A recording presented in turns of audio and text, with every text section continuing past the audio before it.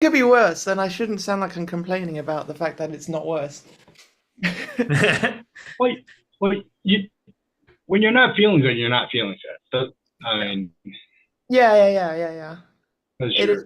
It is what it you're is. used to you used you're used to being at 100%, and then all of a sudden a little virus hits you, and you're not. Mm-hmm. Not at all. Indeed. Indeed. All right, I think we are now live. Yes, indeed. Yes, we are. There we are. All right. I am Right. here with Shelby and Joey from Kyros. What's up? Uh, Hello. they, you guys have a brand new album, Kyros, Mannequin.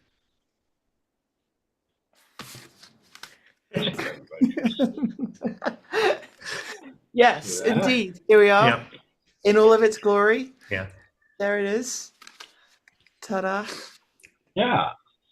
Well, as I was waiting for it to arrive, I was listening to it on Spotify a lot, and I like how it has a very modern twist, but I'm getting a lot of '80s vibe from it. Hmm. Yeah, I Yeah. mean it's something that really runs through our blood at this point when it comes to the sort of music that we make. That infusion of 80s synth pop with progressive tendencies. Or rather what we've begun to say more is what happens if you take Power Windows and 80s Rush and you kept that going. Yeah. I like that. Yeah. Yeah, and then you got the one song, Esoterica, that has a very techno vibe to it. My girlfriend, when she heard that, she was like, "Who's that?"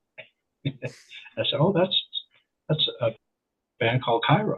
And she says, "They sound cool," and she's not Nice. into Well, progressive rock. Mhm. cool. Thank you very much. Yeah, I notice a pattern when it comes to people playing us, and whenever there's other people in the room, they go like, "Oh, that's not like the sort of prog that you normally listen to." And I'm glad that we are that band. I'm glad that we make people ask that question of like, "Oh, are they a prog band? What's going on there?" You know? Right. Esoterica in particular seems to be one that I've heard a lot of people who aren't typically prog fans really like that song. Yeah. It's funny It's a because great. it's I like, think sorry, go ahead. it's a great it's a great gateway to get someone that's not a fan of prog to Yeah, I mean it's one kind of of bait those them in. things. It's one of those things where like, I grew up with a lot of synth-based music, not just your usual synth pop and Frankie Goes to Hollywood and propaganda bits and bobs, but like my dad was into a lot of trance music as well and EDM. And it's something that like he was very like unashamed about. And I guess that had an impact on me because growing up, I've begun to become more uh, appreciative of that style of music, especially when you combine it into certain, well, when you take it down a progressive route, right? The fact that we can just take this four to the floor EDM sounding track and just say, right, let's go to this section that's in 7/8. Why not? Let's just break up the flow entirely and just make it prog. I like that we can do that. And it's not something I've seen many other bands do. And I feel like that's something that we always really try and do, do things that other bands that we've not seen other bands do that we would like to see more of. Find our own little Oh niche. yeah. Well, Yes.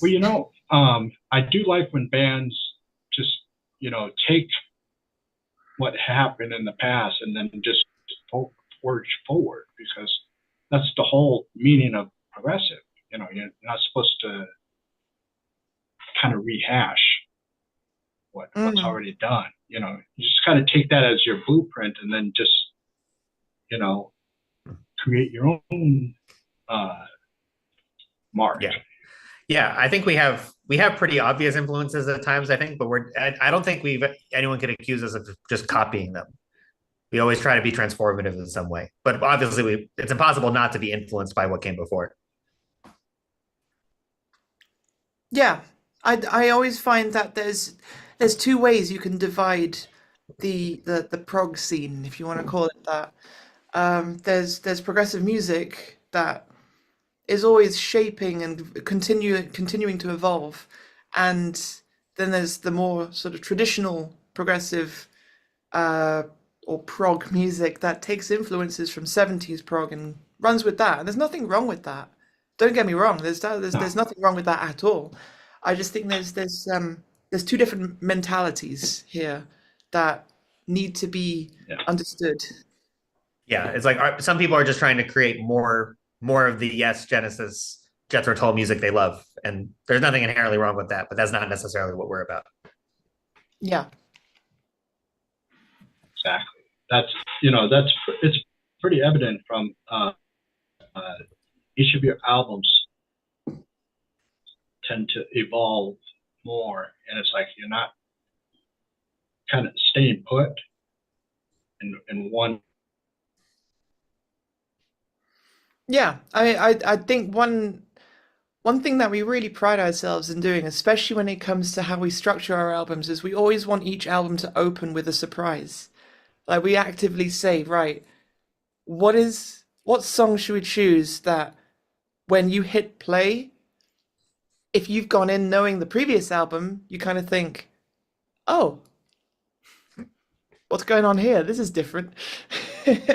Yeah, um, it's really fun because after Synesthesia, which starts with the kind of epic and very proggy way of opening, great opener, but then suddenly boom, dubstep for Technology Killed the Kids too, and then Selects of Dreams is like, oh, the most 80s thing you've ever heard since the 80s with emotion.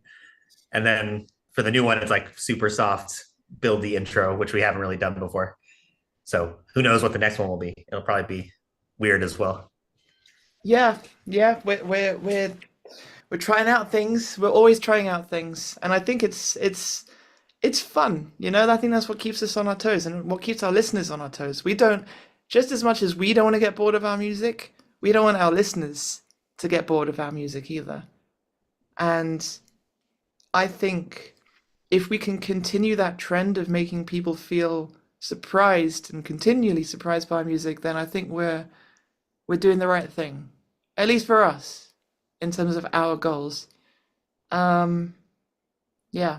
Ron, are you still there? Because you've been frozen the last while. Guess we're interviewing ourselves now. Right, we're interviewing I ourselves. don't even know. Are we streaming? I think we're still streaming. I Yeah, think we still are, hopefully. according to All this, right. we are. Yeah. Um, All right, Shelby, what's your favorite song on Mannequin? I'm gonna start with the worst question. my favorite song on Mannequin. Well, I have the track listing here, as Yeah. you can see on the CD that everyone should Yeah. go and buy. Here it is. It Mhm. comes with a full color booklet with a 12-page It's very nice. There's Mhm. photos in there, and it's all very good. And look at that, Kyros. Um, yeah, so my favorite song on the album, I think, might be. If you had asked me this about 12 months ago, at least I probably would have said The End in Mind. And I still really enjoy that track.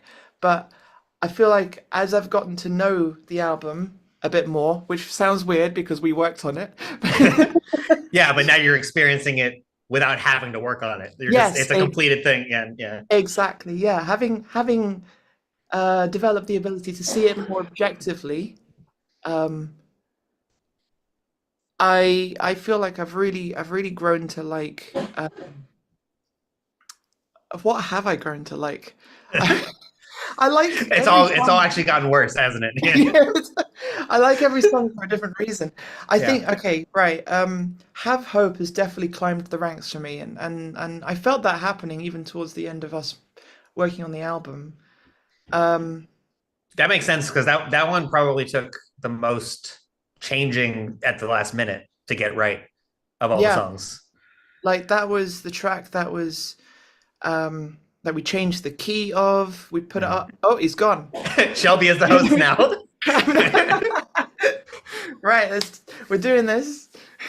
I actually have no Uh, idea if we're still streaming. well, we are according to this. Yeah. Okay, cool. Um. Yeah. What was I going to say? Yeah. Like have hope. We put Sorry up the Oh, there key he is. and I, it's fine. We continued going without you. Oh, good, good. We were just talking about favorite tracks on the album. Oh yes. Well, I mean, If you spin obviously the this one around, we that can ask you the question. Yeah. I We're interviewing you now. Yeah, yeah. Apparently, I'm the movie. host now. So Yeah, sorry about that. That I don't know All good. what happened. Usually, I don't have any issue. I haven't, um, but our cable company probably did something recently. But anyways, so yeah, I was listening to this. I just like how in the beginning you start off with that short song, "Taste the Day." It's like it's it's I think that's a really nice way of opening up an album. I mean, usually bands open up with something really heavy and everything, but this one seems a little more personal sounding. Yeah, I mean our soundscape is so dense a lot of the time that it was fun to do a proper ease into it. Whereas in the past, I feel like we're usually like going hard from the minute we start. mm, yeah. Again, going back to that whole mentality of how do we surprise our listeners? Mm-hmm. How do we keep people on their toes? And even if they heard us for the first time, hearing the first track doesn't necessarily give you the bigger picture of what we sound like. It's kind of like a taste of like a taste the day, a taste of like, oh, here's something that we can do, but it's not necessarily what we normally do, quote unquote. Mm-hmm. Um, yeah, and I like that. I like that it gives people a false sense of security. We don't want, I think it was Peter that said this years ago, but we never want our listeners to feel comfortable. Yeah, I think that was a Peter quote. Yeah. Yeah, definitely Well, I very think true. that's How we, yeah, well, I think that's really true for any band that should do that, because then you get too used to something, and then all of a sudden, then they hit you with something different, and then you're like, some people I've seen it in the past of different bands where they do that after years of everybody used to their sound, do something different, and then they just like throw up their hands and just say, oh, I'm done with them, and it's like, yeah, and then you call yourself a progressive rock fan. It just yeah. doesn't make. If you as a fan become convinced that a band you like isn't going to surprise you at all in the next album, you might not be so quick to check it out when it comes out. I Right. certainly have bands that I still like love and I still I still rank as favorite bands, but even if they come out with a new album, I'm not necessarily rushing to hear it because I got to know what they did next. I know what they did. They did the same thing they did the last four albums, which is Exactly. yeah, it is like it's just different. We want our fans to have that constant need to know what we're doing by surprising them. Hmm. And Exactly. then you go into Showtime, which Mhm. is a nice. I just like how it just completely, like you said, just you got used to this song, the first song, and now the second song is something completely different. And but you know if you when you listen to the whole album, it's Kyros, but it's just a different size. You know, Mhm. Hmm. each song could appeal to a different musical demographic.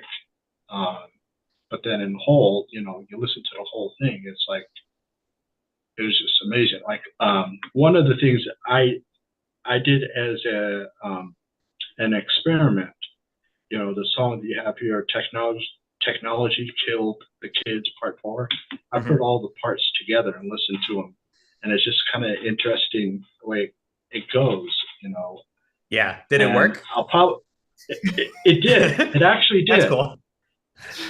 I still haven't done that. I still haven't put them all together. Yeah, I was just thinking, like, oh yeah, we should probably do that, shouldn't we? I mean, it comes out to about 28 minutes ish, Okay. give or take. I mean, I'm sure if you do it live, you could probably, extend it. Probably. We could probably find a way. Yeah. Yeah, I whenever a band has songs that come in different parts, I like to piece them together and see how they sound. If I mean, you the aforementioned Rush, that multi-part thing that they did it in, Of Fear. completely out of order, and just to say, yeah, and the same with that band's Saga. They had their chapters all out of order throughout the years, and I believe they did a live version of all of them just in sequence. So that was just my little experiment. I just wanted to try. Someone would just say technology killed the kids EP. I plead the fifth.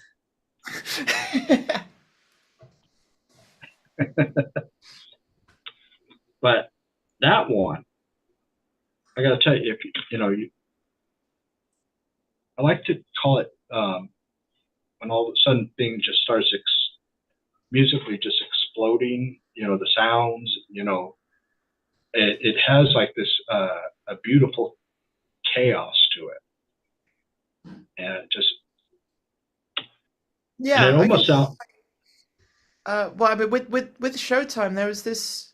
I guess it's the most traditional prog moment on the album, right? Where we're taking more of our Genesis influences, but also what happens if you bring in Duran Duran with like the bass parts that you hear, the very Right. sort of lead And line bass part. specifically the marimba part from Just Another Day by Oingo Boingo. Yes, exactly. Yeah. Oh, I'm glad you mentioned that because, right, when I first got introduced to Oingo Boingo, courtesy of this guy right here, I I fell down a rabbit hole massively, and I felt like my entire musical vocabulary was going like this, and I wanted to try out all these things that I was grabbing from Oingo Boingo, and one of them was this idea of a repeated just ostinato marimba part that just carries on through the track, no matter what's happening, even if it doesn't quite fit in the chord, it just carries on. Yep. And that's what started Showtime. So that marimba part that you hear at the beginning, I just started with that and just wrote the whole thing just sequentially from beginning to end. Like the structure that you hear is the structure that it was basically written in. I don't think we ever really chopped and moved things around. It was kind of just written as you hear it on the album. And yeah, I don't know, something about that marimba part just inspired all these ideas. That's really cool, and Oingo Boingo did kind of shock the fans too when they dropped their name down to Boingo, Right. and For the last did that album. really dark sounding album. I mean, Yeah. it was. Yeah. I don't know if have you listened to Danny Elfman's solo album that came out a couple years ago? No, I haven't, but It's kind of like a really interesting continuation of that sound. It's wild. Yeah. But yeah, no, I know. Yeah, that album's the complete black sheep of the Oingo Boingo catalog. Yeah, my cousin, who's a big Oingo Boingo fan, when I told him about that, he goes, "Oh," he's like, I mean, because there was like a lot of long songs, and Yep. very, very Beatles influenced. I think there's a Beatles cover on it, right? Like Yeah, one of the I songs, Am the yeah. Walrus. Mhm. Yeah, that was. Mhm. Yeah, And then you certainly got, not afraid of keeping structures long and keeping songs going. Extended formats. Yeah, I guess it I think they're varies. fun when they're done right. They have to Yeah. be done right. Because in the '90s, a lot of there's a lot of the prog bands that figured that we have to have long songs or else we'll lose our prog credentials, so to Mhm. speak. And then all it is a lot of times they would just take like unrelated songs and then just stick them all together just to achieve the 10 to 20-minute song. And I never liked that, because you can obviously tell when it's all chopped together. But nowadays, it's like you hear bands and when they do their extended thing, it feels like even if it's going into a completely different direction, it's the same song. Yeah, that's kind of a really hard thing to quantify when you're writing a long song. Like, is this actually, am I actually sticking to the course that I've set out for myself, or am I just trying to add time? It's Right. kind of it's something you have to constantly ask yourself. Hmm. Yeah, it's I a find weird having, one yeah. because over the years I've found myself. I don't know. I guess this is maybe a byproduct of me working with a lot more pop music in terms of my day job, but I've grown to become more appreciative of shorter songs. And I'm not putting down longer songs. There's definitely nothing wrong with longer songs. Um, but yeah, it's I also feel that feeling of like, oh, am I just writing to add time? I don't really know if this is going where I want it to go and it warrants the long format. But I think it's we're not necessarily shying away from it. I think we just write and whatever feels natural and feels the track calls for, we just keep going down that route. And Yeah. Yeah, the tracks we from very, Mannequin, sorry, our, go on. the kind of 5 minute mark is like our sweet spot. It feels like much of the time, even though Yeah. we have a couple actually really short songs, like shorter than we ever really tend to do with like Taste of the Day and Digital Fear that are 3 or 2 minutes, and then we got like 8 minute songs. But I feel like very often it ends up like five something. That seems to be where our brains are. Yeah, I guess it's a combination of the sort of speed that we like to write our songs, like tempo wise, Mhm. and the sort of structures that we gravitate to just ends Yeah, up being 5, 6 minutes. yeah. And I think that's something that, at least personally, I've definitely noticed a lot in my writing, and I'm trying out different structures more with some of the Mhm. newer stuff that I'm writing. And yeah, I mean, no one's going to be hearing that for a while anyway, so Except me. yes. All right, you go. Illusions Inside. Yeah, so Illusions Inside is I guess is one of our more poppy moments on the track, and is very much a case of, oh, what would happen if we were just to commit to this ethereal, big pad driven, reverby track. And believe it or not, at one point it had more reverb on everything. It was just this wash of reverb, and it already is a wash of reverb.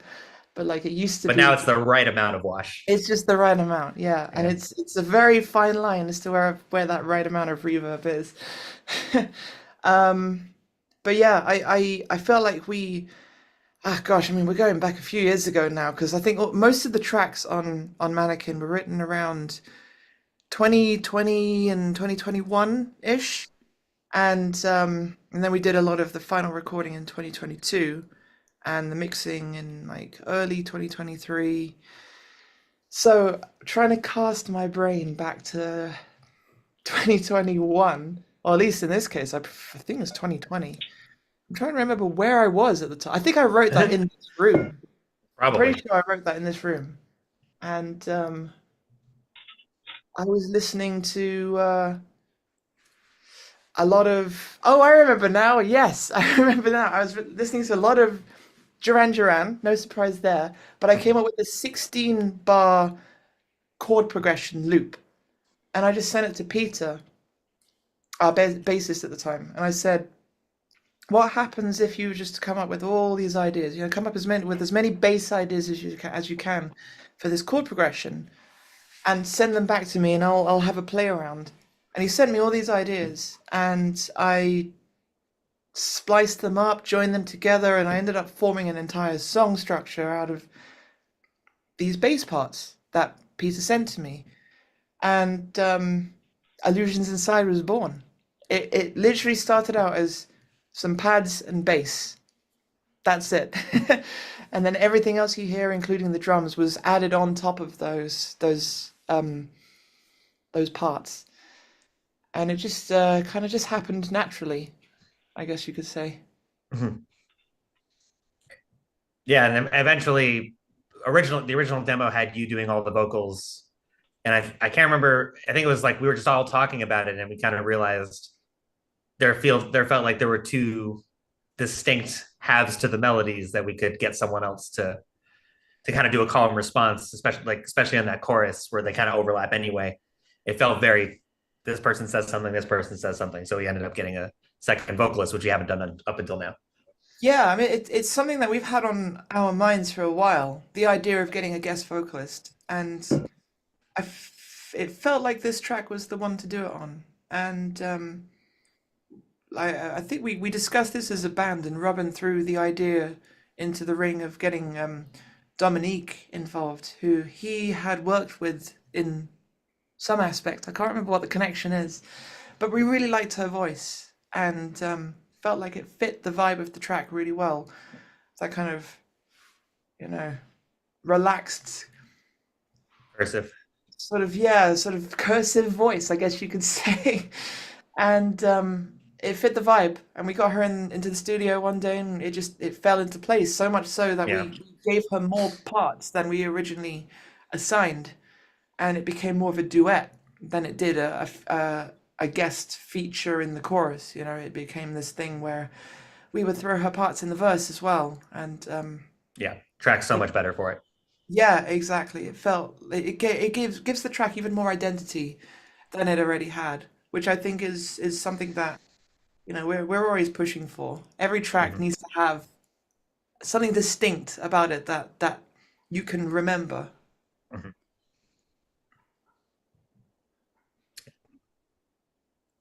And then we come up to esoterica.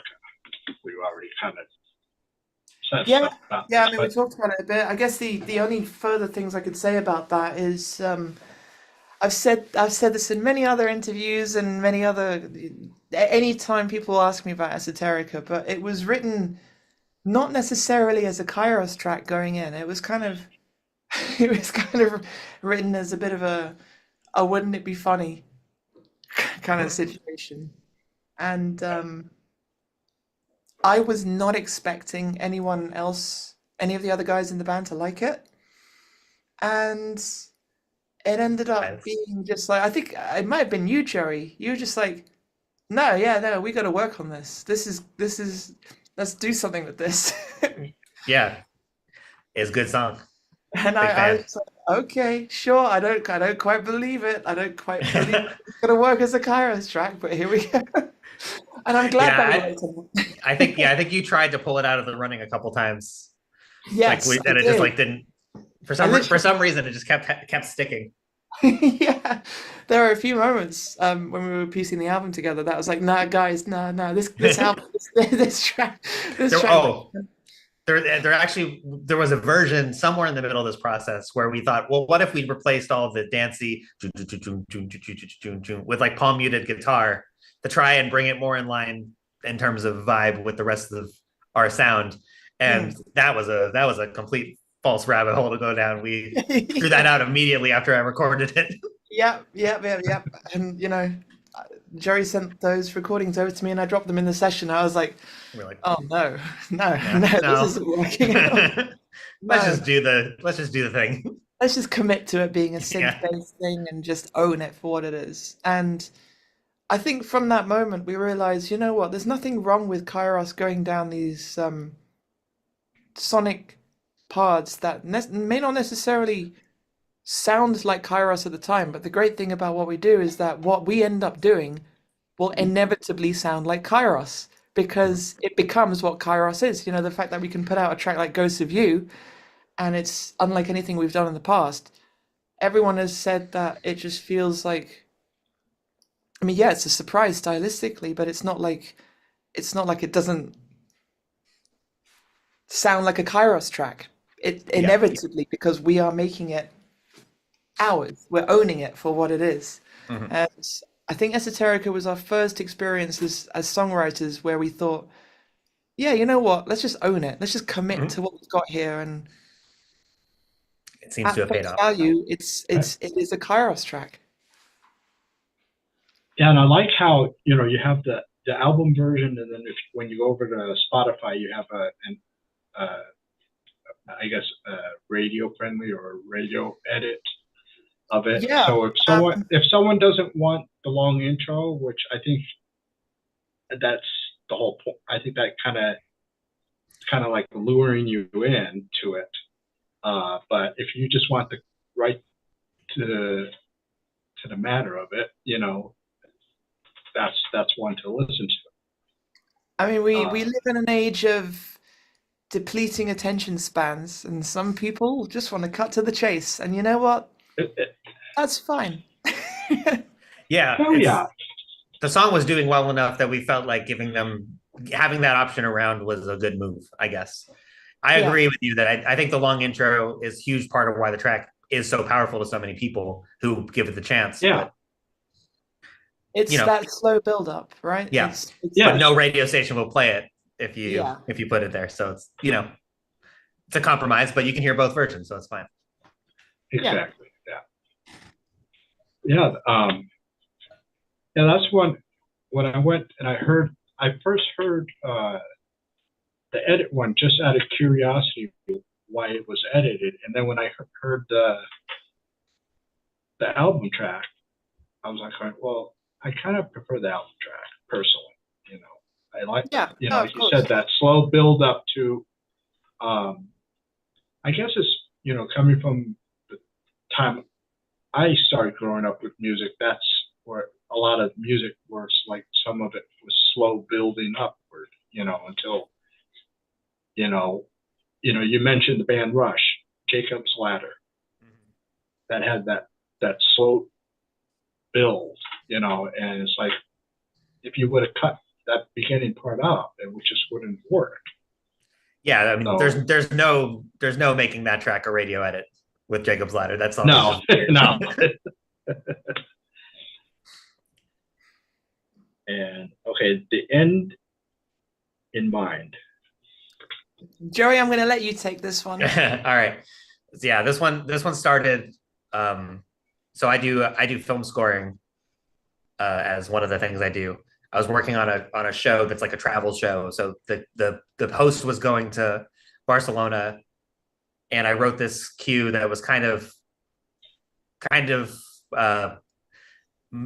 taking a stab at the generic flamenco chord progression. That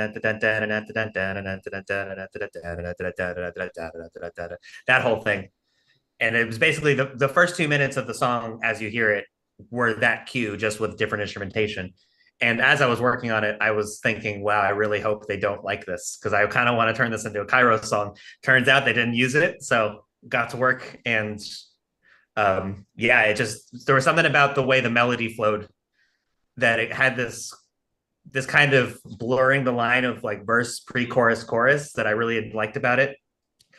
So I left that completely intact, and then thought this might as well be the one with the crazy instrumental, and then the track was born. And I think, yeah, it was probably one of the fastest Kyros songs to write. It just seemed to make sense.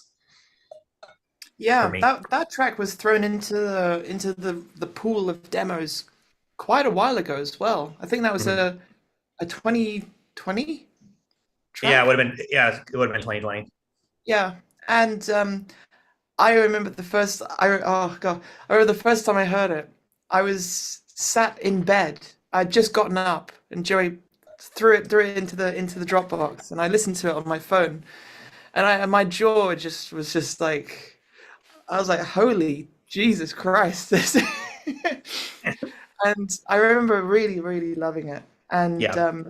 we, yeah, we absolutely started working on it like just straight away and developing it into a Kyros track. And I did my usual Kyrosification, I guess you could Mhm. call it, where Yeah. I My keyboard changed sounds up. are always much more boring before Shelby has them.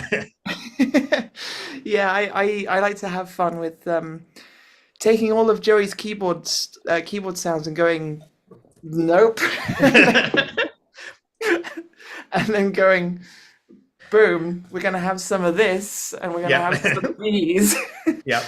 and yeah, everything that you hear on there is just a mixture of soft synths and loads of Hydra synth and loads of the CP70 and it's like, you know, I like the fact that the track has stuff that you wouldn't necessarily hear together, like the 8-bit chiptune things. That was like just Mhm. I Yeah, I was heard gonna. it. In, Yeah. I heard it in Yeah. my Well, brain. I was like, it was a much more that. like it was a much more standard prog keyboard part when I demoed it. It was like I tried to make it feel like someone was playing it, and you were like, oh no, actually, this needs to be a video game, and it was so much cooler.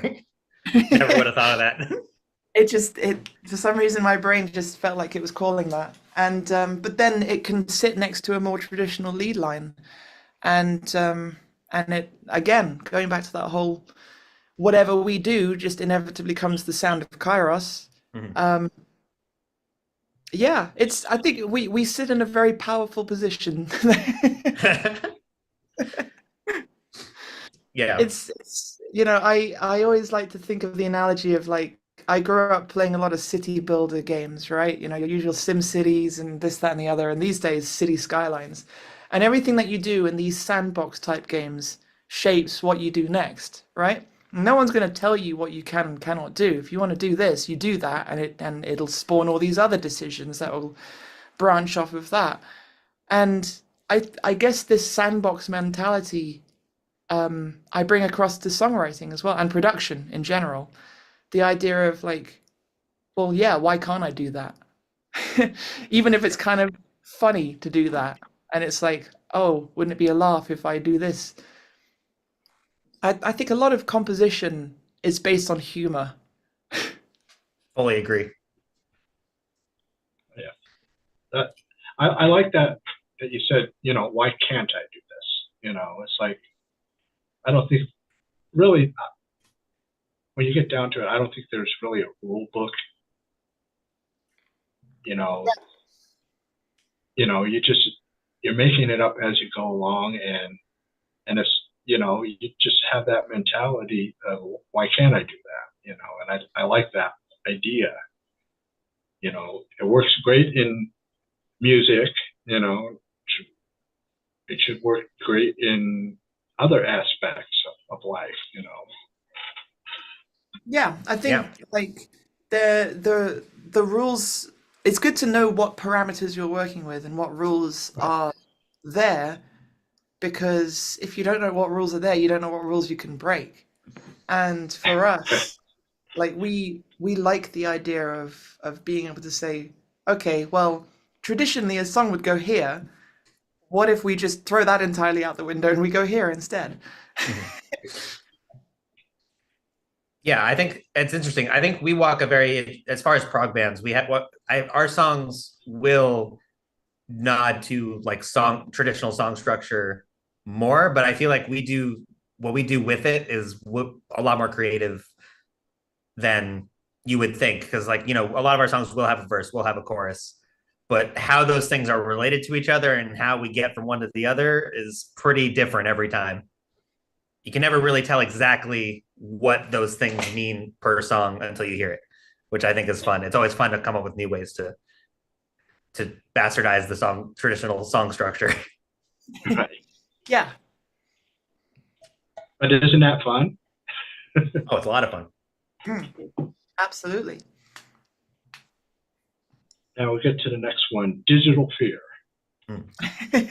You know, anytime someone says the name Digital Fear, I laugh because it's like The title of this track spawned off of a good friend of mine, Frederick, who one day in one of his Haken related videos, he used to, this Haken meme video series that he does that I'm not going to go into now, but he was talking about Kyros, and You said it said, my way. yeah, I said it your way. I've been on a cruise with Americans for the last week. Yeah. And he jokingly said, "Oh, the next Kyros single is probably going to be called Digital Fear." And I thought, yeah, let's make it be called Digital Fear. Yeah, That something does has sound to be like, called Digital Fear on the next album. yeah. Was yeah. So we assigned it to this instrumental, I guess you could call interlude track, and it was calling for it. Yeah. It was calling for it to be called Digital Fear. Yeah, it was very satisfying to make that work. But this song has an interesting origin story because Shelby posted like a minute long this idea of the drum machine, the weird drum that it starts with, and that melody, the not too much instrumentation, just kind of a basic like unsure what to do with this sort of let's see what everyone thinks. And we wound up doing this kind of call and response composition style where Shelby sent me a bit of music. I would add orchestra to it. I'd send it back. Shelby would add more synths and then send it back, and I'd add more orchestra. And we just kind of inched the song forward until you got to the version you had now. So it's Yeah, one of the more like collaborative from the start ones maybe we've ever had between the two of us. absolutely. It was kind of like a passing the baton kind of style Mhm. of writing. And for me, it was like I tried to keep the track as, I guess, as a challenge, as a bit of fun. I tried to keep it as hardware based as possible. So I basically used no soft synths because I just, again, it was like a setting creative boundaries to see what sounds I can get out of these things over here, especially the Hydra synth.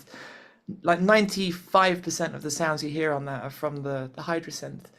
And as well as like one of the main motifs, the do do do do do, that's the Juno 106, which is like such a distinctive Juno 106 brass sound. Mhm.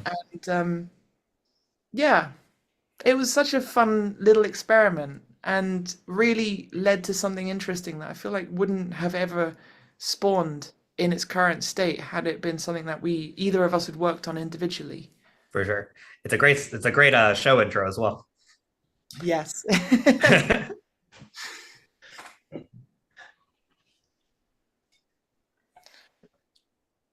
And then you go to Ghost of You.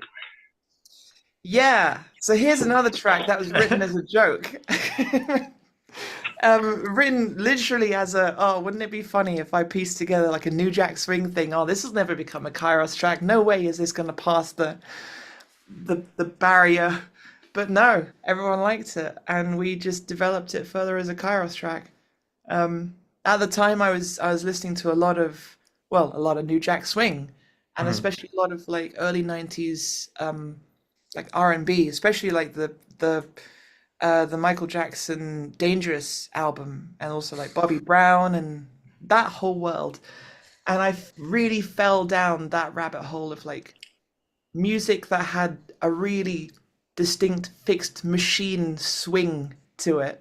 You know, drum machines with a swing groove that was set to like a certain percentage, and it stuck to that for the whole thing. And I just really wanted to write a track like that. And then it spawned into like, oh, what would happen if we did this, and then we did that. That was maybe veering off of the New Jack Swing thing. And as time went by, it became a Kairos track, and I would never have guessed that it would ever have become a Kairos track when I first started writing it. But I'm all the more glad that it did. Yeah, It's easily one of my amazing where favorites. it's amazing where the songs come from, and you don't think that they're gonna be part of, you know, the Kyros world, Mhm. and then turn out they are. Yeah, I mean, obviously it's hard not to have some conception of, oh, our band sounds like this going into anything. but then you kind of have to realize as you go, it's like, oh, that's constantly in flux, and I can just decide that it is that whatever this is our band because it's our band. Yeah. Exactly. Yeah, you can't tell me it's not. Yeah, and I was also doing a lot of experimenting with vocal layering at the Mhm. time. That went And through a lot of different versions of vocals. I remember like yeah, different kind of definitely approaches, and yeah, different approaches. Like some takes were more like enunciated and percussive, and some were a little bit more restrained. And I think the version that we landed on was this was kind of halfway between the two. Not quite as percussive as the original take, and not quite as legato as one of the other versions. And again, it's just that whole like early '90s Michael Jackson kind of thing, singing in that kind of style, and bringing in all these lush harmonies that were like 4 layers of Mhm. quadruple tracked vocals, and just pushing the limits of what my CPU could deal with.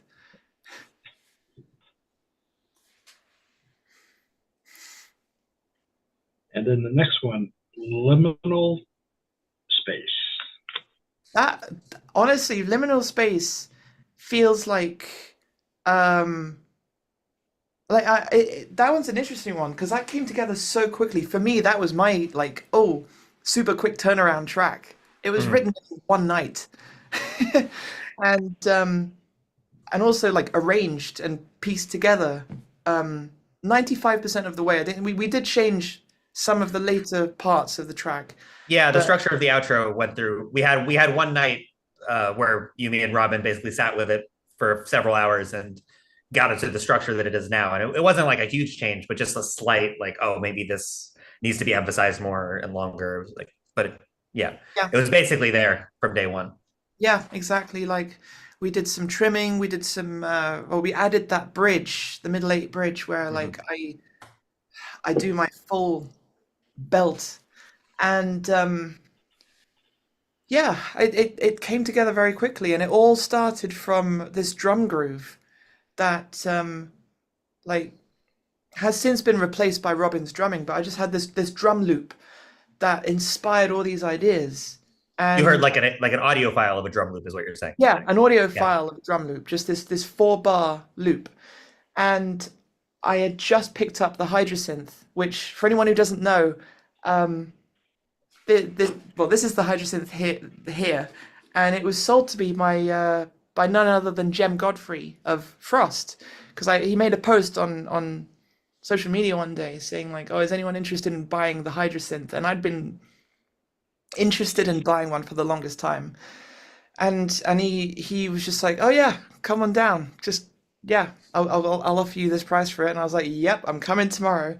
So I drove down to his place and picked it up. And later that night, I was just going through all these sounds, and the fact that it can come up with all these lush bell sounds that I'd never heard, even from a soft synth, sound just so lush. It inspired Liminal Space, and the whole track was born out of Hydrosynth plus that 4 bar drum loop. Cool.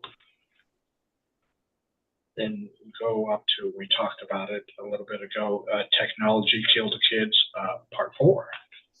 Yeah, so this one came about before Technology Killed the Kids 3.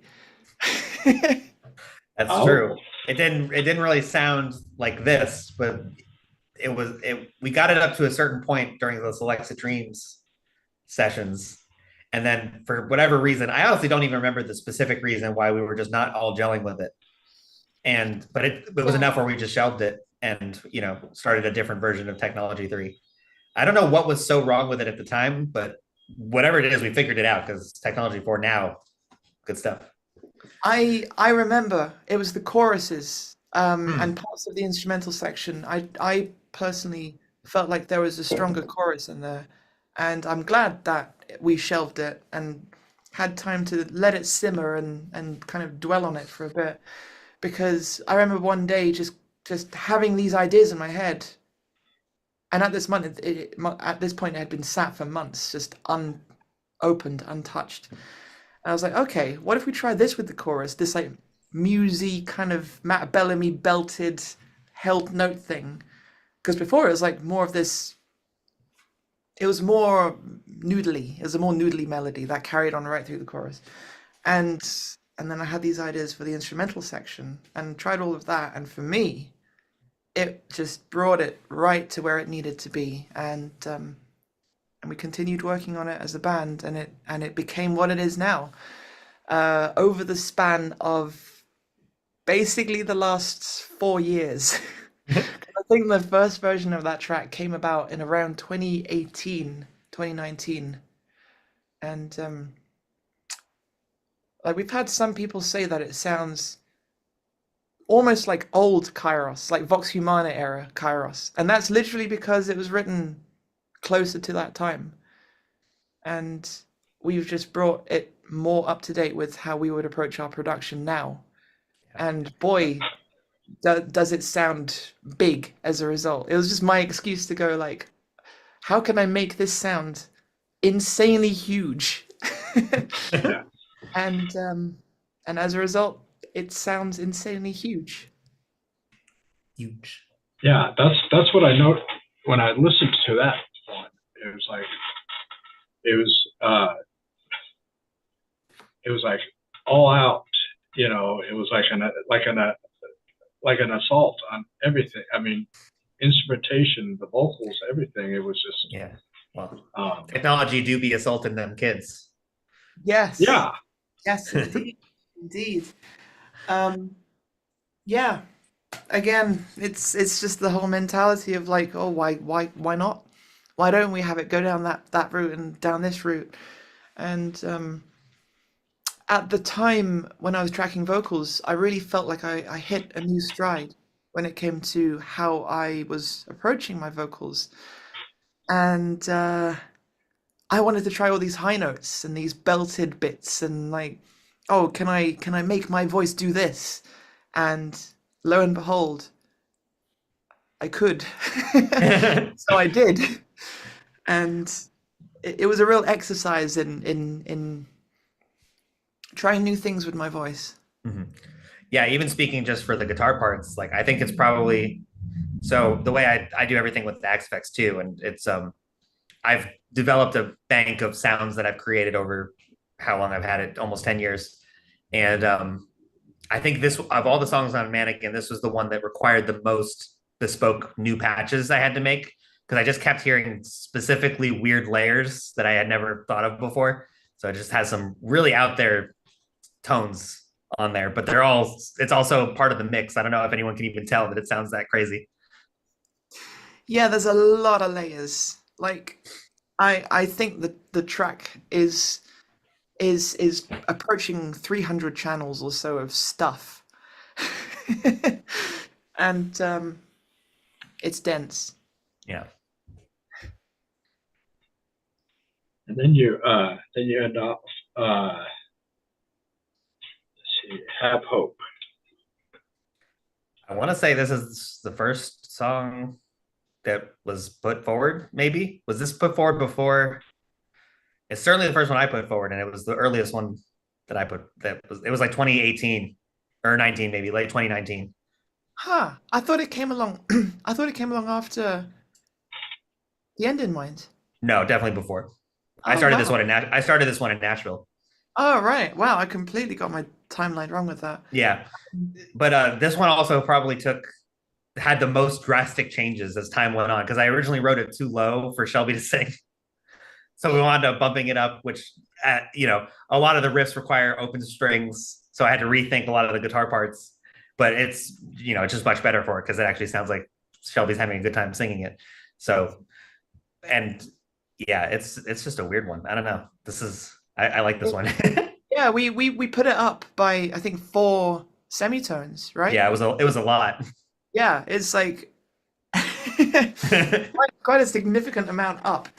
And there does exist a version with it in its original key where I tracked vocals, and it's essentially a mixed track in that original key. God knows if it'll ever see the light of day, but yeah, it I'd be doesn't curious sound to go right. back to it.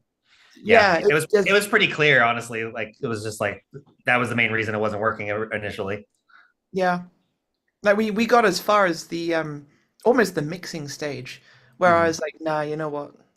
I need to make an executive decision here and just say we need to change the key of this, which is an incredibly laborious thing to do.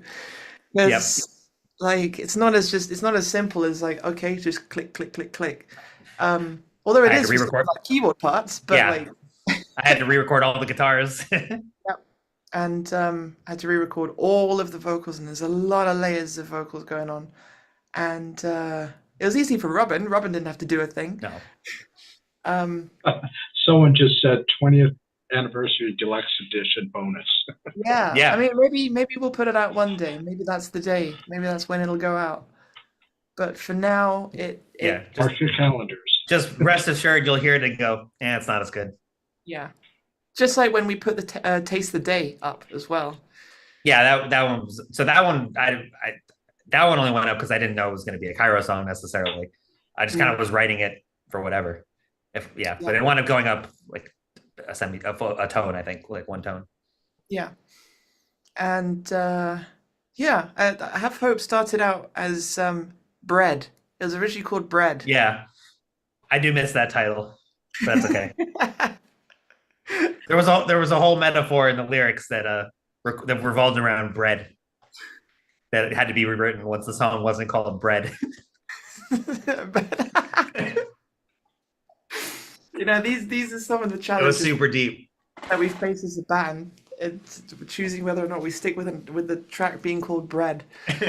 That's true. Um, and in this case, we decided to have it not be called Bread. Yeah. You tell us if that was a good decision. Yeah, yeah, Bread. Vote now with your phones which title you Oh, prefer. no. Yeah. Yeah. I was just going to basically open it up into the chat room. There's been a lot of questions, but I kind of want to get it like an overall type of thing. Someone said bread toast. Bread to toast. We toasted it and it became Have Hope. Yeah. A bread. Oh no, bread. If you do change the name to toast, it has to be the death metal version. Yes, yes, because it's slightly it's darker. It's harder. It's harder. Harder and it's darker. Yeah. Yeah. Yeah. And someone asked, "Are we going to get a sequel called Crumbs?" Well, That's a good you know, idea. never say never. Never say never. You never know.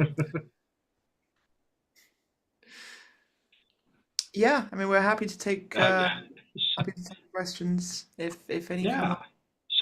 Someone asked about the bread, gluten free. Oh, of course. Shelby couldn't have it otherwise. Yeah, so I can't eat gluten, so yeah, it's Yeah. gotta be. That's why it didn't work at first. That's why, yeah, my Wow. brain said no, it can't be bread because I Yeah. Someone go, technology toasted the kids. Yep. Hell yeah. Why the They're hell giving not? you ideas for a bread concept album. Oh, don't tempt me. Oh yeah, that's a slippery slope, and knowing Joey, it will happen. Yeah. There's stuff in the works. I don't know. It's all still dumb. Yeah, one person asked, did you leave anything significantly off the album? Yes. Yes. Okay, I was looking at Joey as to whether or not we were going to answer that question, but I guess yes, Yeah, we why did. not? Yes, there is something rather significant that we left off the album. That's all I'm saying. Okay. The mystery folks. No. Any other questions?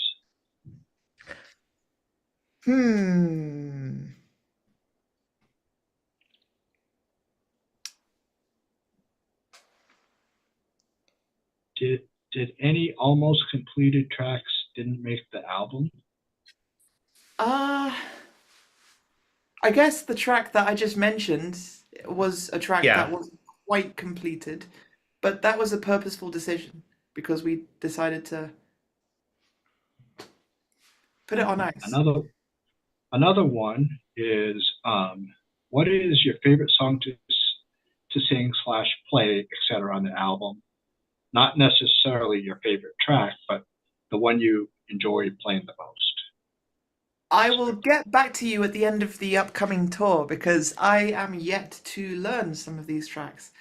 Um, it should be emphasized that whenever we construct Kyros songs, we do it, we do each part bit by bit, and in some cases I don't even play some of the bits. I program them in, and it's then the mentality of, oh, it's future self's problem. And then I'm now reaching future self where we've got gigs coming up and I have to actually learn these parts. Yeah, Um, we're very much a studio band when it comes to making albums. We're barely considering what the live performance will even look like. So my guitar tracks bear no resemblance on the album to the practical need for how I'm going to play them live. I have to always have to kind of find a middle ground between all the parts. yeah, That Right. makes there's, sense. there's a fair amount of Oh, reinterpretation just to kind of make it work live. And I suppose of the Mannequin tracks that we've played so far, the end in mind is always a ton of fun because it just twists and turns so much, and there's many moments that make you that really keep you on your toes. Yeah, Some of the fast runs and yeah. sections. I think that one's gotten more fun as we've gotten comfortable with it. Like Yes, once we got past the point where like, oh, this could really go badly, then it's been fun ever since then.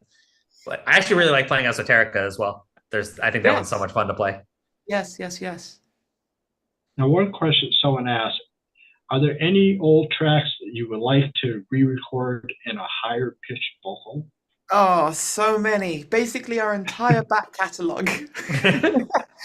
There are some songs that I physically cannot sing anymore. Like Ace's Middle, I cannot sing it. It's too low.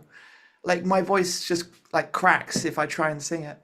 And Yeah, like Cloudburst, even we've actually brought up when we play it live now. It's yeah, so you'll probably start hearing that more often once we pull stuff out. yeah, yeah, definitely. Like Cloudburst, like one of the things about it the bits where I belt, they needed to be Oh, in the sense that it was like my full voice, but it didn't sound like that anymore.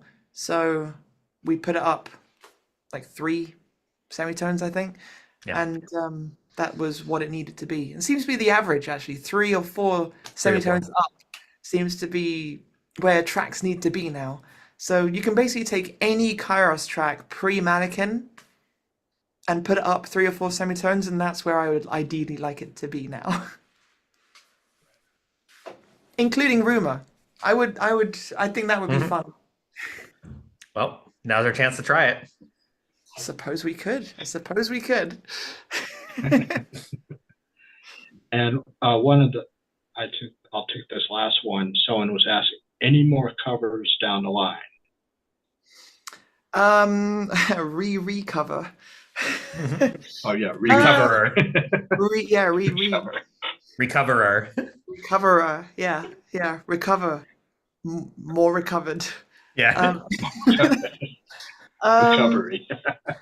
as of now, no plans. But we're always listening to tracks and thinking like, oh, wouldn't it be cool if we did a Kyros cover of that? yeah. That sentence happens a lot, but it doesn't mean anything will come of it. Yeah. In fact, it happens on an almost weekly basis. Right. um, but we don't. We just we would at the moment we would rather dedicate our resources to new material. Um, there's no point putting time and energy towards another covers album for a while, I think. Yeah, But never say never. It will probably happen at some point down the line. they are a lot of fun to do. Yeah, Right. definitely. So you have your tour coming up for people. Basically, it's in England and where else? It's just England for now. We are working on some other shows, but I can't go into detail right now. But yeah, England just for now. So you lucky people over in those areas, go see Yeah, it. Yeah, Which I don't you think better come out. I don't think I have to convince the people that in the chat, that if they're right there in your area, or within driving distance, they'll be there. yeah. I Or mean, they if if Well, they you're better be. come along to our shows. It's the best way to support us. It's the best way to see this music be performed by us in a more visceral sense. And we like to have fun with the audience. We like to make it an intimate experience, an interactive, intimate experience. Anything else you guys like to disclose? Uh, I don't know. Jerry? I don't know. Album 5's going well. Yeah, album 5 is It's happening. Like yeah. we can There's a confirm shocking amount of material already. that. Shocking is a good word. Yeah.